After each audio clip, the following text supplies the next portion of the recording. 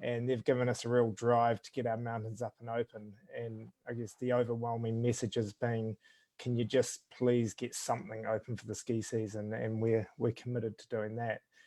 So where we're at, we're cautiously optimistic that under level 2, we'll be able to open Coronet Peak and the Remarkables for a largely local market.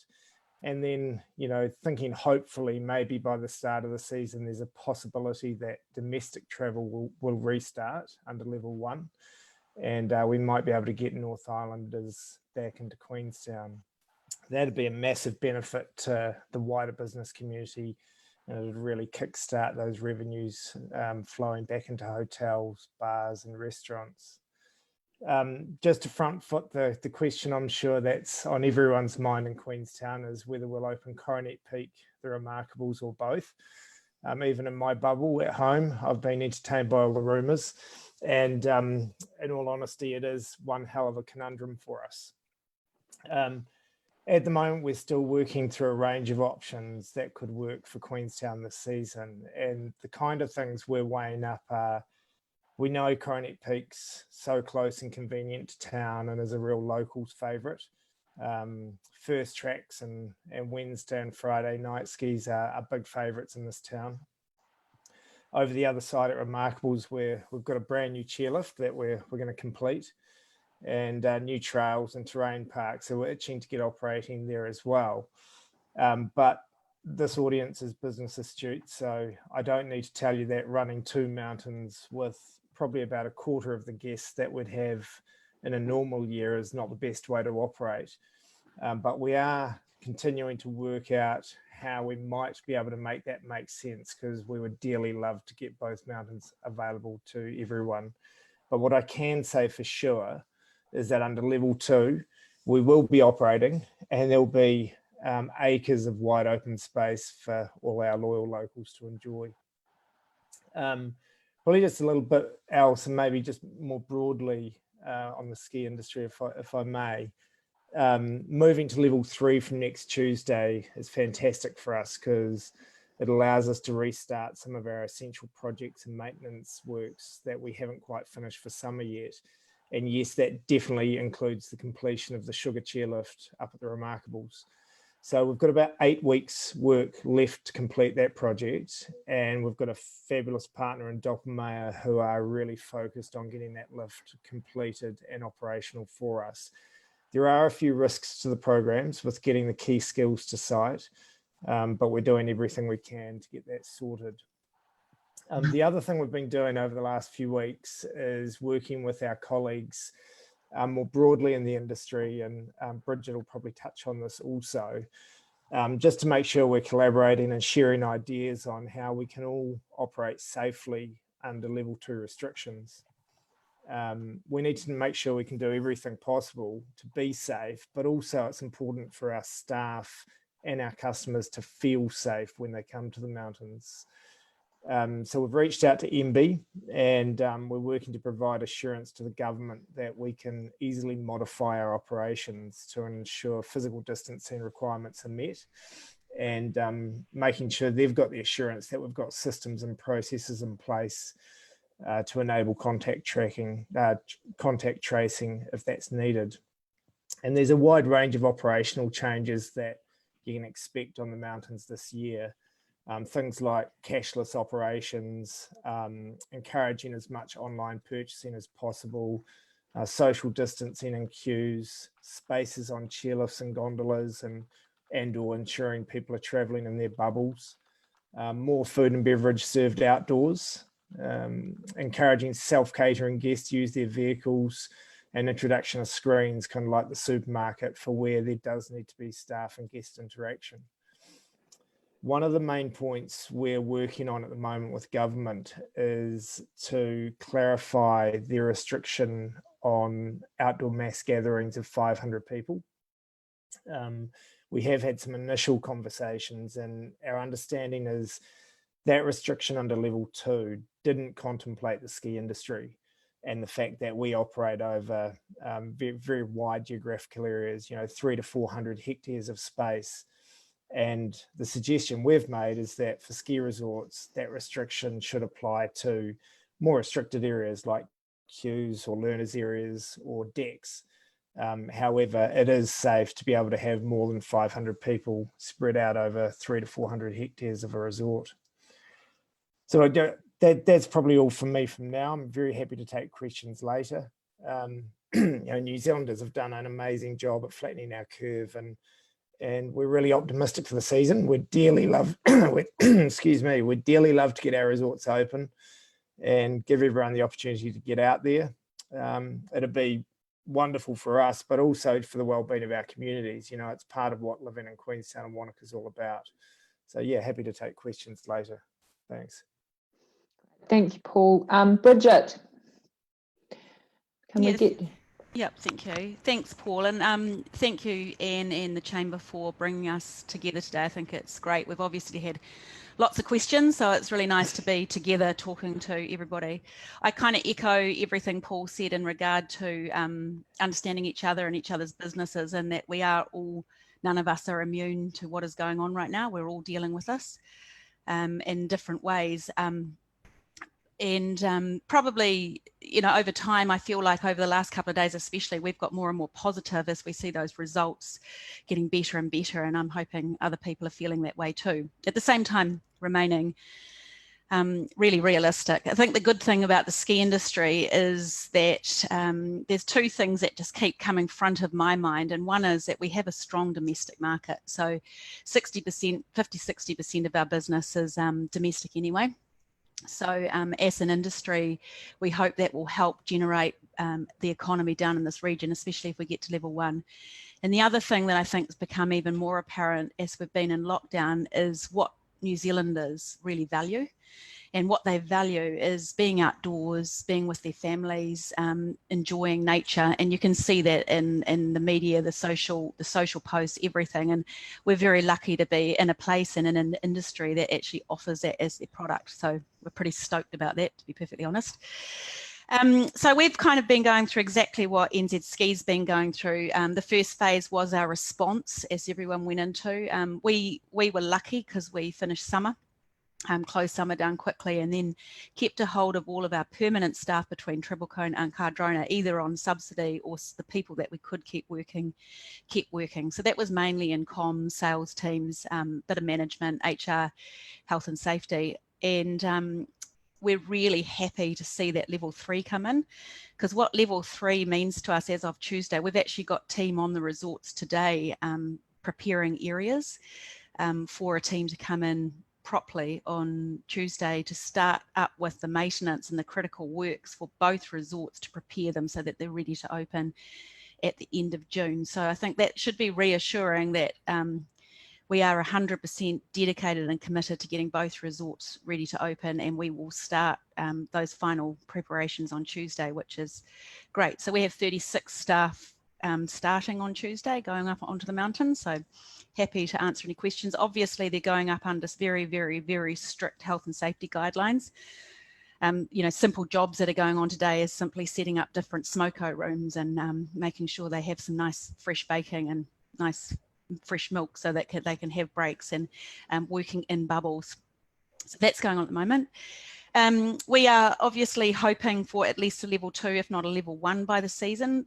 Both those two levels are quite different. And level 2 is an area, as Paul alluded to, we are looking at really, really closely as an industry right now, and looking at what we need to do to ensure that we can operate safely and be considered slightly differently, almost a special classification, based on the fact that we have so much space. Most of us are operating around 500 hectares rather than just a simple, outdoor area. And as such, we should be considered more like a small town.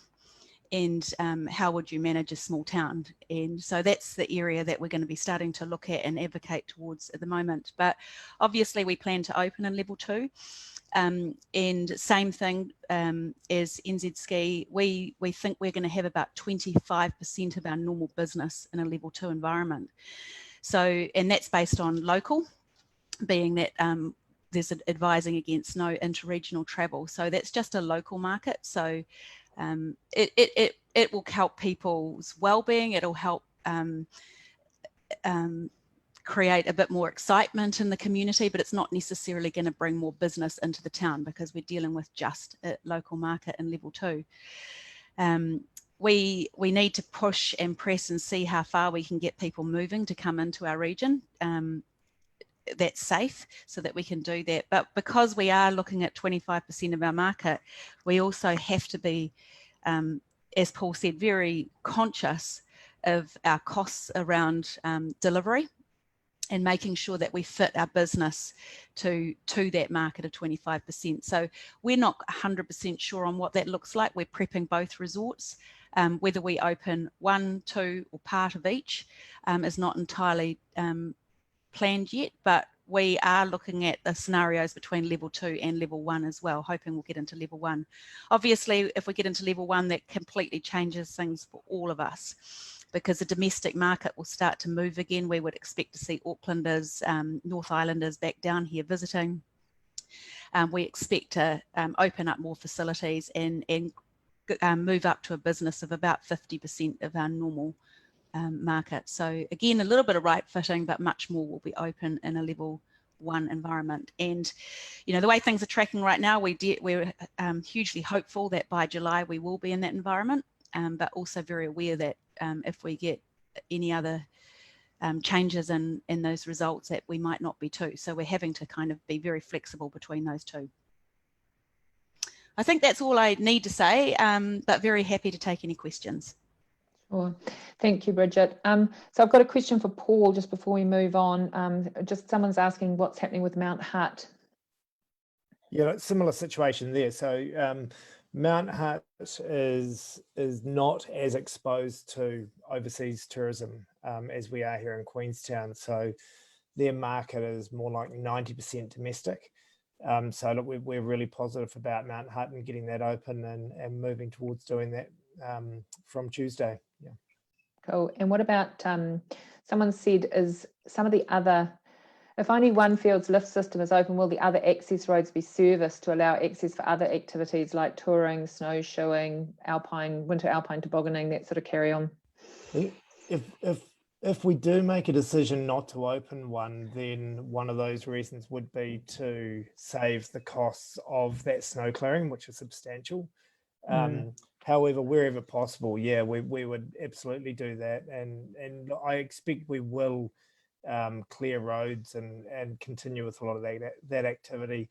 We just have to be quite cognizant to excuse me, we'd have to be quite cognizant to health and safety obligations. So on clearing the road, we may also need to provide warnings for avalanche dangers and the like. Right. Okay, thanks guys. That was, I'm sure, very helpful for people. Still lots of unanswered questions, but yeah, there's definitely the right will and intent there to make this happen if it's all possible. And we need snow as well. Thank you, snow gods. So just, I wanted to now quickly to talk to you about a survey that we ran, the Chamber ran. I directly copied the one that Michael Barnett did in Auckland that he launched this week. And Catherine, could you bring the results of that up, please, on the screen, to share the screen? So we asked just 3 simple questions. And what I was trying to do is just determine how business, it's just some really good snapshot information on how business in Queenstown is responding compared to business in Auckland. So Catherine, how are you going with that? Here we go. So this is the results that we just did this pretty quick and dirty poll with comparing our, you might just want to hit the from beginning. Yep, that's great, thank you. So we asked 3 questions. Has your landlord offered an acceptable discount for the lockdown period? You can see in Queenstown that our landlords have responded a lot more than landlords in Auckland have. I would imagine that's because the impact here has been so much more severe. And we could say, of course, that our landlords are just generally nicer. But yeah, I think that is a reflection of the economic realities here. The next question I thought is probably the most telling. So based on level 3, at what capacity can your business operate at? So we had 255 people respond to this question this week. So thank you to those of you who responded. I'm sorry I haven't got the sample size for Auckland, but it will be significant as well. I'll publish that later. You can see there that at level 3 in Auckland, 19% of businesses can't operate, but here we've got a whopping 41% of you who are unable to be getting back to work at this next week. And obviously that number at 50% too, how much greater it is in Auckland.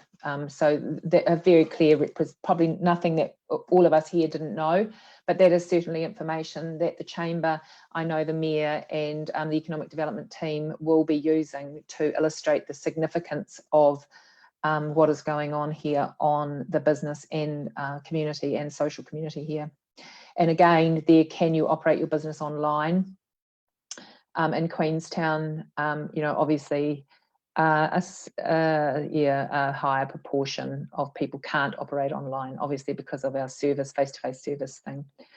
So yeah, so by all means, I can share that information if you're wanting to use that for your own purposes, if you're wanting to justify some of your negotiations with your landlords, if you're wanting to let your offshore owners or people, offshore investors, anything that if you would like to use that information, just email it to me and we can send that slide out to you.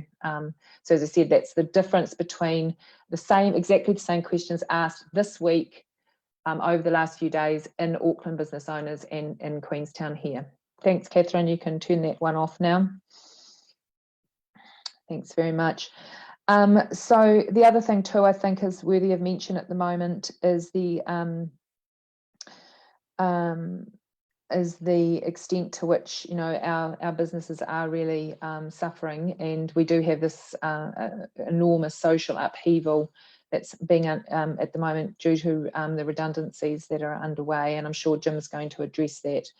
That has been something that Chamber has been working on right from the beginning, but actually prior to lockdown with the social agencies. So your Chamber membership, we have been actively working and lobbying to along with QLDC and social agencies to highlight the impact of this on our community here. And my board has been very specific that that's an area that we should continue to do. That is an area that's causing our members a lot of concern, other than just the obvious economic realities of what they're dealing with. So Jim, I'll hand over to you now for your briefing, if you're ready to go. I am, thank you, Anna. And thank you also to Paul and Bridget for your words.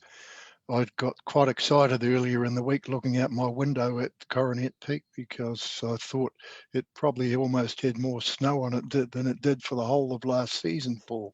However, looking out the window today, there's only a skerrick at the top, so I was probably getting a little excited too early there.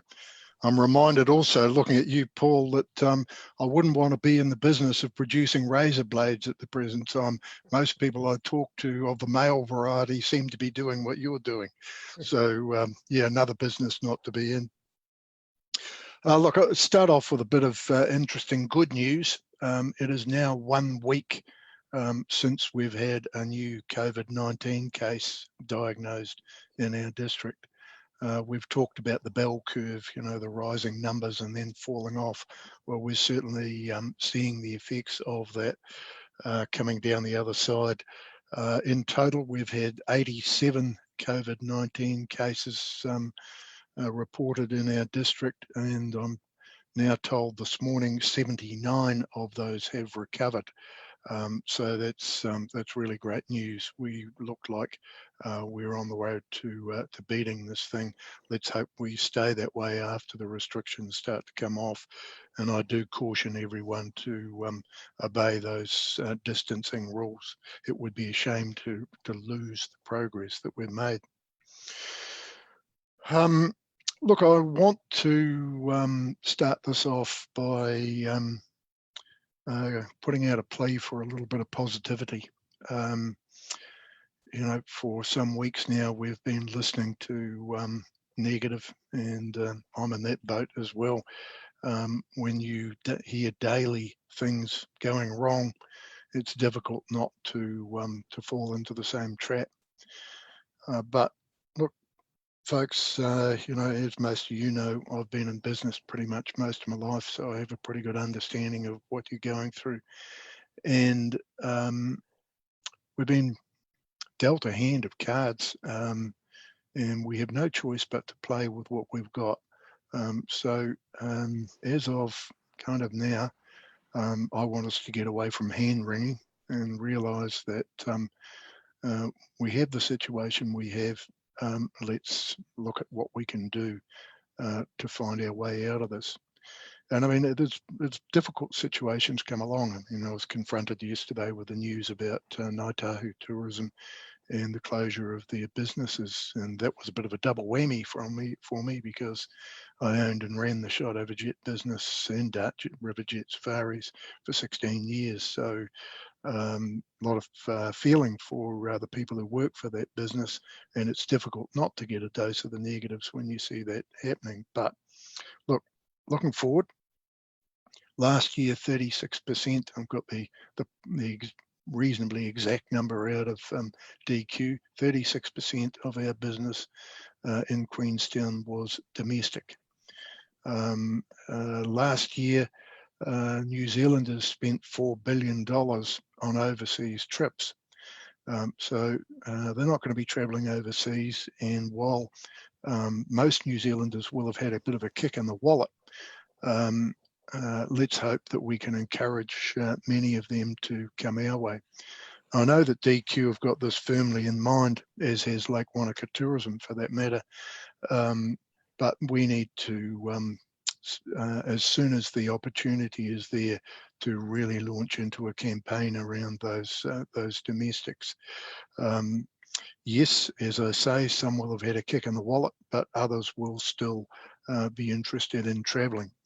And picking up the point that Bridget and Paul made, if we can get to a level 2 situation, maybe even a level 1 situation while ski season's here, I really do think we'll see a number of ski people in town. Let's hope that is the case. We are firmly behind, as a council, firmly behind the moves to create a Trans-Tasman bubble. And if Australia can continue to demonstrate that it is on the same trajectory as we are, that would be a really good thing. And, you know, I think it's probably a little bit of false hope to think that that might be the case before ski season, but certainly it would be marvellous if it would. We do face a situation, coming off the positive step for a minute, where a number of businesses will be finding it difficult to continue to operate. We're very conscious of that. I am partway through a submission to the Minister of Finance asking for additional support for particularly small businesses in the tourism industry. You know, for most businesses, yes, they'll see a shrink of a part of their businesses, but they won't be seeing the sort of thing that we're seeing at the present time, where your income stream is simply turned off. So I'm asking the Minister of Finance, Grant Robertson, what can be done. I'm aware that there's some measures, there's a government initiative to cause banks to lend money to businesses on certain terms in the position we've got. I'm also aware from feedback from some of those business operators. Sorry about that. Some people still call on a landline and I can't turn it off from where I am. I'm aware from discussions with business owners that it is not a simple task to get money out of banks for under that loan scheme. So I'm asking for government to be aware of that. We talked a lot about our shovel ready projects. Now, I don't really like the term shovel ready. Conjures up the wrong vision for me, but this is about government saying, well, what are the big projects around New Zealand where we could get some things underway to stimulate the economy? And so we are thoroughly supportive of that. and have put up a number of projects at council level. Plus, we have supported a number of other privately driven projects that have been put before us. The intention here is triple-fold. That is to inject some cash into the economy, get things moving again. It is to create jobs. If you can't work in the tourism industry, maybe you can work in construction. And it is about providing a pathway into the future to tide us over until we see reasonable tourism numbers coming back. We've had some really good feedback from government that they've taken our applications very seriously, and we are hoping that we'll have some announcements in the relatively short term about that. And I'm not talking just a little bit of money here, we're talking a lot of millions. Certainly in excess of 100 million we're hoping to see spent in our district.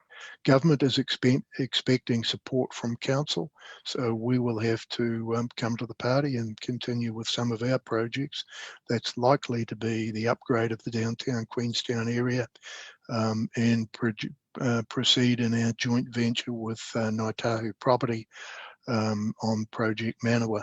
But I guess the other side to that is if ever there's a good time to proceed with those projects which will cause some disruption downtown, then now is the time to do it. Stepping away again from my positive situation for a moment, I do have to mention the welfare program that's underway for particularly our migrant visa workers. Last time I spoke to you, I think we were sitting at around about 4,000 on that database. As of yesterday morning, it was near enough to 8,500. Now, there's a few repeat names in there. There's a few people who've come back a second time, but in general terms, we think there's somewhere between 7,000 and 7,500 individual names on there. And this is people looking for everything from help with food, rent, utilities, medical, etc. Under the Civil Defence Emergency Fund, we are able to fund, as I've said last time, $240 in food vouchers. And we're saying food vouchers because that's the way it is. There's no ability to spend that money on alcohol or cigarettes or whatever it has to be, food items. However, there is also a requirement coming forward now, particularly for medical bills and utility bills, and we're looking at ways of funding that as well. And I've got to give a hats off to Kay Parker and her team, Eon Edgar, etc., with their Wakatipu Greatest Needs Fund that they've launched, and I think they're sitting at something like $500,000 now. Raised, and Kay's pretty hard to say no to, so I'm pretty sure she will continue to work hard on that. Dealing with the problem, though, permanently is a much harder situation. When lockdown is over, we have a view that some of these folk will leave the area, leave New Zealand and head back, and we've asked government to work with the embassies to cause them to be in touch with their own people. For the reality for a lot of those people is that jobs just simply won't exist going forward. So there's no point in staying here for a job that you might forlornly hope is there in the longer term. It won't be there. There is the possibility of migrating them elsewhere around New Zealand where there are jobs. Some will stay. And we need to have a process in place to make sure that we don't have hungry, homeless people in the district. So we are working on that. I've talked to you before about the two task forces that I'm working to establish, a community support task force and an economic recovery task force. I've got 11 people helping me in a steering group, setting the terms of reference for that, and then selecting members for that. Following my talk to you a couple of weeks ago, I was literally inundated with names interested in being on that task force. I have a database of those, and we will be selecting people out of that database.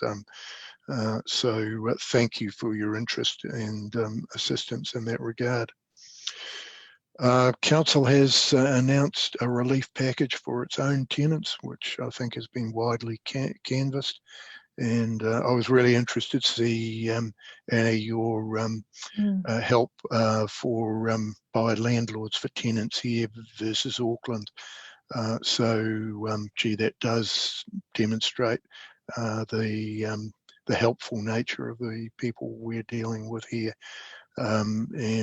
Just on that, I was reminded when you were talking about Auckland, going back years and years in my tourism days, we used to talk about Jaffas as a derogatory term about our friends from Auckland. Well, I think we need to start calling them just another fabulous Aucklander, so they come here on holiday. So let's adopt that as a way going forward. Look, finally, another little initiative that we have underway, driven by a lot of ecology-based groups in the district, is a project called In the Wild, and I think I touched on this last time. We've taken it a bit further now. This is about getting some funding together in conjunction with the Department of Conservation, who are very enthusiastic about this, to provide jobs for unemployed folk, to do a whole lot of things that make our district better, like getting rid of wilding pines, stoats, feral cats, goats, broom, gorse, planting, etc., native planting. We hope to have some more to talk about that, but great support from government via Department of Conservation on that. Look, yeah, I say again, we're in difficult times, folks, but that's what we've got. We need to get a really positive message out there. Say to fellow Kiwis, come here for a holiday. Air New Zealand, I'm sure, will be looking to reintroduce flights. I hope they are. I'm hoping that we'll get them together with operators, hoteliers, etc., to provide some really good packages to encourage Kiwis here before we see the internationals arrive. Sorry, one other point. A lot of talk about doing better in tourism in the longer term, and I subscribe to that totally. Yes, let's ensure that we do look to a more compatible future in tourism with the wants and needs of our residents. But I am quite fixated at the present point in time in making sure that everyone has a meal on the table. Thank you. Thanks, Jim. Okay, so I've got a lot of questions here, so we'll do our best to start. Some of them have come through with that positive messaging that we need to, obviously put around New Zealand for marketing, but balancing that with the need, that we've done with lobbying. It is a tricky thing. We have to balance that positive and negative noise that we make, I guess, and I'm not sure. I think we will rely on DQ to start really ramping up some of those great positive marketing messages. Or how do you see we might be able to balance that? Yeah, look, you raise an interesting point, because I am giving the message to government that we need a hand, and I don't want to pull back from that. But equally, I think government realise that we've got to help ourselves, and the message they're giving to me is, please don't just come to us with your problems. Please come to us with a solution. If they see us out there with a positive message, I think that will help us. Good. So, so the Chamber Board and we've got questions coming in at the moment. We're really behind this infrastructure push that went to obviously try and address some of the environmental problems that we've had and get some, especially around water, getting things in better shape, and investing in downtown Queenstown and on the waterfront and lake and Wanaka. But there are concerns about that sort of red tape and actually getting things away and not getting bogged down in red tape. Is QLDC able to actually do that within the Resource Management Act, or what's possible there? Oh, look, whatever we do, we're still bound by the requirements of the Resource Management Act, and we can't just throw that out the door. But look, what I can say is that in terms of, if you take building consents, for example, we process the 5th highest number of any council in New Zealand and the 4th highest by value. So for a pretty small council, we process a lot of both resource consents and building consents.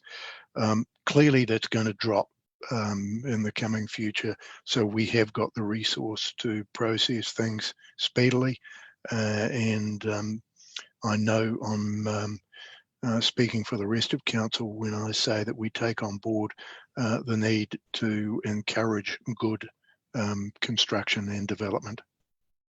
And so, so we have had some a bit of community sort of differences of opinion around, this sort of interest in opening up our higher value residential property to overseas investment. What's your thoughts on that? Jacinda's obviously turned her nose up at that sort of carry on the news last night.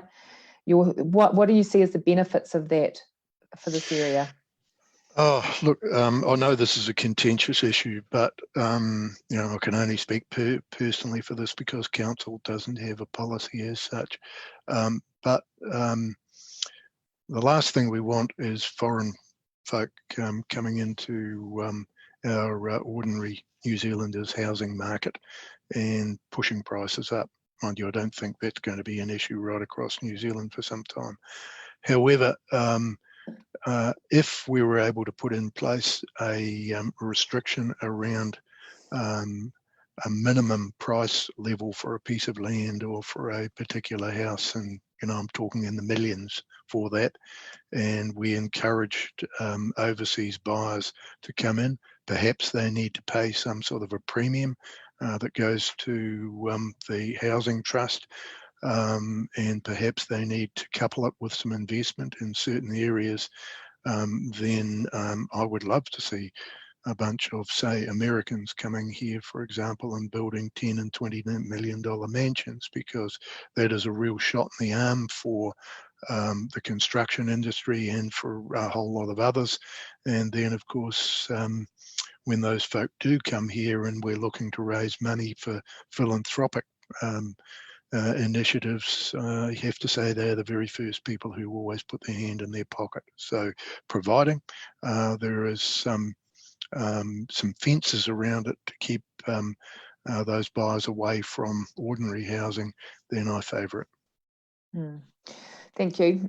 So just getting back down to stimulating downtown QT and the Queenstown and the local sort of stimulating the local economy, I guess. Some people have been sort of asking around what the council could do about reducing parking or making it a more desirable, or parking fees to make visiting downtown more desirable.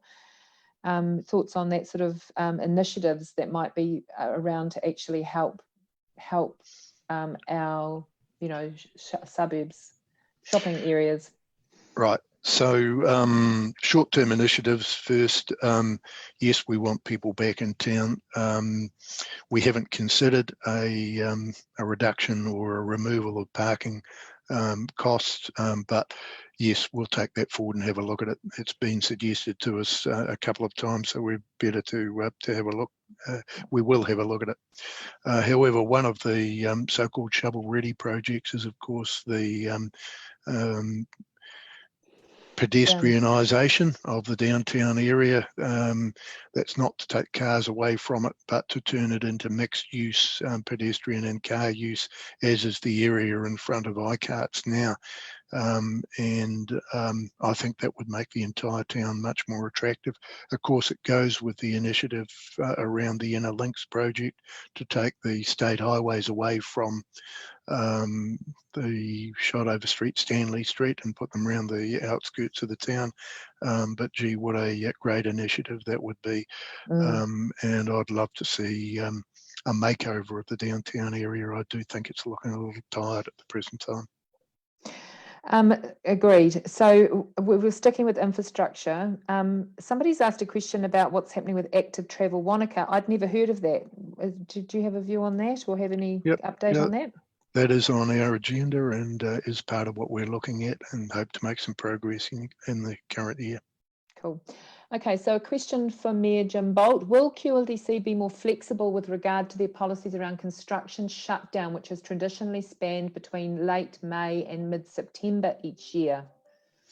I think that refers to road sealing primarily. Not an expert in that area. Look, I'm not sure about that, because that's not about shutting down construction, because we kind of feel like it. It's about ensuring that the work that is done is robust and doesn't break up in the short term. And some years ago, we had some sealing done on Milligan's Road at the wrong time of the year that simply had to be ripped up and done again. So we are conscious of those sorts of things. Okay, someone else has asked exactly how many shovel-ready projects can we expect to start by the end of this fiscal year in Otago? Of course, there's some private ones as well that we haven't discussed so far that have been put forward as well.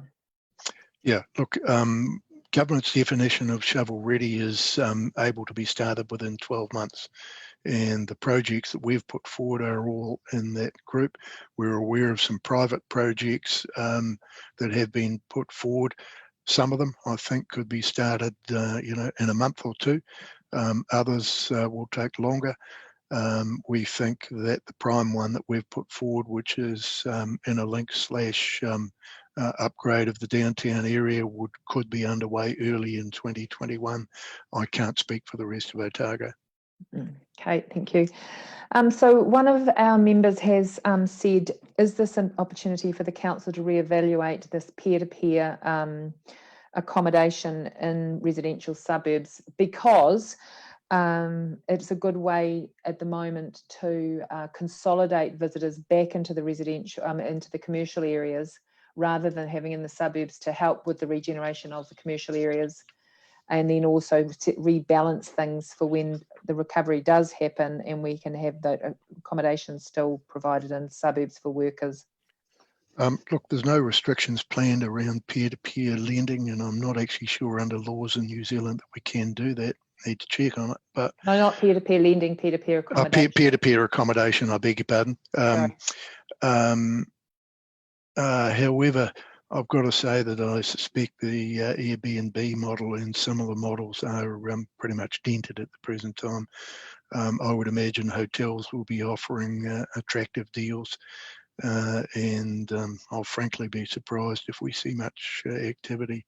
Now, there's an upside and a downside to that, because a lot of people rely on peer-to-peer accommodation for part of their income. But look, the reality is I think it's going to be dented. Yeah. So we've obviously got the questions around what's the council doing to reduce their own costs at this time. Do you care to make a comment on that? Yep, so we're going back to look at all aspects of our budget at the present time. However, we are not going to receive a dividend from Queenstown Airport Corporation this year. We're obviously not going to get a concession fee from Shotover Jet. We've given up a substantial portion of the rentals we'll be getting from our commercial properties.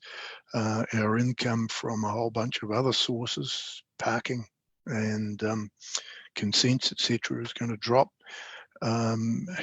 We do have to continue to deliver all the things that council needs to deliver, but we are fixated on, as I said last time, ensuring that we deliver a rates increase in line with inflation.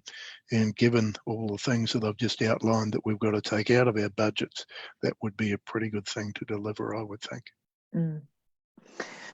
Okay, so some questions here about immigration and migrants with visas.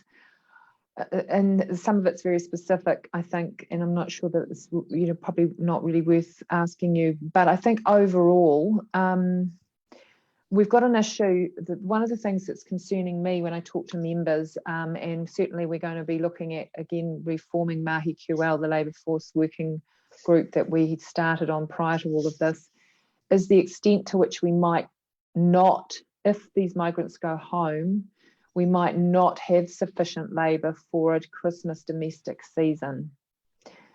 And I'm just interested whether you see that's a possibility. And it's so tricky. It's really interesting, Anna, because if I go back 2 months, you and I were busy working on how we get more migrant workers here. So that's how things change in a very short period of time. Look, I think a large portion of the migrant workers will leave, but I don't think we are going to be challenged by a shortage of labour. Certainly a lot of Kiwis are out of jobs as well. I just don't see us having a labour shortage. I hope you're right. And I just think we might need to get other, young New Zealanders from other parts of New Zealand to come here for summer, maybe university holidays or something to help out if it comes to that. Yep. I've got people here wanting to talk about events, which is probably about the possibility, particularly for driving. We have been so busy in Queenstown, and events have been quite disruptive in the past. Obviously, things have changed. Someone suggested, the welcome out, putting the welcome mat out to organisations such as NZ Cricket again, and regenerating some of those, one-day games or something down here over the summer. Is the council in a position maybe to take a look at that? I had an excellent email this morning from somebody raising exactly the same point. I think it's an excellent idea. Go back to the sevens that we hosted here for a while. Really good to see those things happening here, and I think we should be into that in as much as we possibly can. There's some, do you see, is that something you think DQ would have a, look at, or in terms of their mandate, or is that they're still going to have to stick pretty much within just that marketing approach to get people here? Oh, look, these are special times, different times. I think we've got to be open-minded. I mean, government have told Tourism New Zealand to promote the domestic market, which they weren't allowed to do before. And I'll be surprised if DQ don't have a view that promoting events here is a really good thing to do. So lots of people are concerned that we're going to go backwards, environmentally by, this talk of people, making car parking free and people leaving the bus for the car. Obviously everyone knows my views on that take the bus or ride the bike if you can, but it is going to be really hard, isn't it, to keep that focus going? Yep. And that's one of the things we have to balance up when we look at whether we do reduce or remove parking charges, because the enormous progress we made in the $2 bus, started with 30,000 a month, went to 130,000 a month prior to COVID. We don't want to lose that ground. All the things we need to balance up when we look at these things. Okay, I've got a question here from an experienced person from the social sector. So speaking from a social sector basis, we are looking at a huge post-COVID situation with wellbeing, just as we did after the Christchurch earthquake. We're expecting a massive rise in issues in the next 3 to 6 months. Is the team that you're setting up, your response governance team, is that sort of a group that would be set up to navigate this? The two task force that we're setting up, one of them is a community-related task force, and this is about working with all those social sector groups to ensure that we have the right safety nets in place for people who do struggle, because I couldn't agree more with whoever asked the question. We've got some big big issues coming in this regard. And on that, I suspect we're in for a second avalanche of people looking for help when the supplementary wage runs out. And suddenly there's a wake-up call that a whole bunch of those people don't have a job, and that they will be looking for assistance as well. So what we don't want is people feeling alone, feeling neglected, without help in the district, and we need to make sure that we don't get that. So again, it's probably worth mentioning that the Wakatipu Community Foundation has set up the Greatest Needs Grant Fund, and you can donate to that if you're in a position. That's online now to donate to. And that will be used for supporting the social agencies working here locally, as I understand. Correct. The other thing too, while we're on this topic, if you are a business manager that is needing to make redundancies in the next little while, contact me, and I have the regional manager for MSD, who, especially if you're doing a group of redundancies, she's able to work with you to make sure that your staff are given the right information about what government assistance is able to be delivered for New Zealanders and for migrants. So it's worthwhile contacting MSD before you do anything, just to make sure that you've got all the things in place there for that to happen properly. Okay, Jim, I'm just having a quick look through now. If there's anything here that we haven't really covered, I'm sure there is. We've got 5 minutes to go. I just wanted to mention to everybody who's watching that Jim and I will be meeting in a week or so with our equivalents in Aspen, with our sister city, for a bit of a mere about the nightmare conversation. So we're hoping to do that, I think, on May the 4th. We're still sort of nailing the numbers down. But I think that will be really interesting to see how Aspen's getting on with some of the challenges that we're all dealing with in tourism at the moment. So we'll keep an eye on the Chamber website for that. We'll let everyone know when that's coming along. Before we go, I just also have, obviously many of you will have been watching the Economist's prediction for how deep the V is going to be, and if it's not a V at all in terms of recovery. And I thought, since we've got 500, or actually 460 left of you online, we might do a wee poll before we go. So Catherine will put that up in a minute. I'm just going to ask you how long you, our audience today, think it's going to take till we get back to February 19 levels of visitors.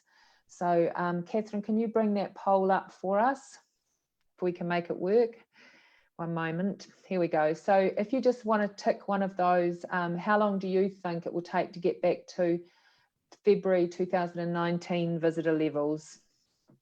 We'll see what our numbers look like compared to what the Economist is suggesting for recovery.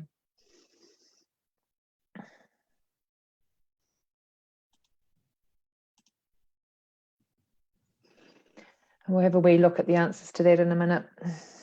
Just while we're waiting on that, Anna, the prediction I had, which I talked to council about yesterday, was that we'll see a 40% reduction in our GDP in the current year. So, again, that is a very big hill to climb, but there's no point in sitting there looking at it. We've got to start working on it. Just take one step. Just take the first step and the next step and the next step. Another thing, while we're just waiting for that too, it's the 24th of the month. One of the things that's so important in times like this is we keep the money flowing as much as possible. And if you aren't capable of paying your suppliers at the moment, ring them up and let them know. Because typically what's going to happen is people are going to sit and wait to see if they're paid before they pay someone else. And then the whole thing starts to snowball. So keep that money flowing, or let people know if you are or aren't, or what you can pay them, and try and keep our business community supporting each other. The other thing too, that we have been keeping a list online of businesses that have been open through level 4. Obviously, with more people opening at level 3, it's better that we don't, but on the chamber website, we do have a list of all our members. So if on it, we have a database. So if you want to support our members or your, your fellow members, then that is on our website. Try and shop locally for this next period. So if that's what we think we've got, Catherine, how many people have voted so far? Is that the majority? Can you tell us, if you got the numbers? I can't see the numbers. So yeah, so there you go, people. We're talking, that's the wisdom of our collective membership, about 3 years. So if you're planning on your budgets, you can take a look at those economic forecasts that the economists are doing, but this is a group of people who have obviously been trading in this market for, a considerable portion of time. So you're really needing to be focusing on supporting your business for that sort of period up to 36, 3 to 4 years, 18 to 40, yeah, depending on, yeah. So picking up the positive out of that, Anna, and that says that around 75% of those who polled see us returning to normal within 4 years. And yep, 4 years might seem a while, but it will go quickly. And we will get there. I'll tell you, Jim, I go for a walk after some of these nights and walk around the hills and look out over the lake and the mountains and think this place is coming back. There's just no way that people do not want to be here. It's just too lovely not to return. Couldn't agree more. All right, everyone. Well, thank you very much for coming. Thank you very much to Paul, Bridget and Jim for your time today. And of course, my team for bringing this all together, and Westpac. My team, Rebecca, our new membership manager, Catherine and Sue Yi, you were doing a wonderful job, and I'd like to take this opportunity to thank you all in front of our members and our board. Thank you very much, everyone, and thank you, Jim, again. Can I just add one thing, Anna? Tomorrow is Anzac Day, and let's all remember what that is about. Let's remember to observe it in some fashion, despite the fact that we can't actually go and formally observe it. I did actually want to take a wreath in and lay it at the memorial gates. I'm told I'm not allowed to. So I will be laying a wreath down at the Lake Hayes Showgrounds because I can walk there. But, do remember what this very special day is about for all Kiwis. Thank you. Thanks, Jim. Thank you, everybody, and have a good weekend. Bye-bye. Bye. Thanks all.